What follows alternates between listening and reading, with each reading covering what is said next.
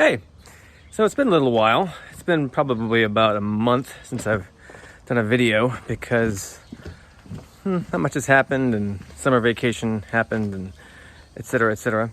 I wanted to show you what the backyard looks like right now. So all that wood behind me is what Jose put in as forms. That is basically going to be the perimeter of the slab. Now I have also been working on roto-hammering concrete for the past few weeks. All of that, I basically removed between 4 to 8 inches of concrete from that wood slab right there all the way to right there behind me, which is what I need to finish up today.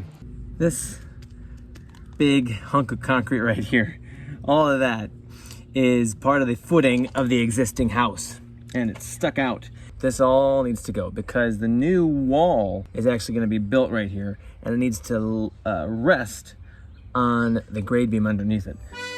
I was telling my engineer friend Marley Crowfoot that I was roto-hammering concrete cement from my original footings, and she said, "You are wearing a mask when you're doing that, right? Because you know when the cement dust gets into your lungs, it never goes away."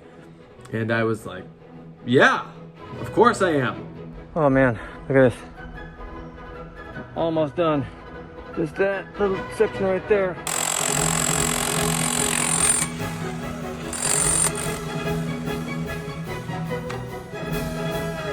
So I've showered, got a little dusty. Now I feel nice and fresh.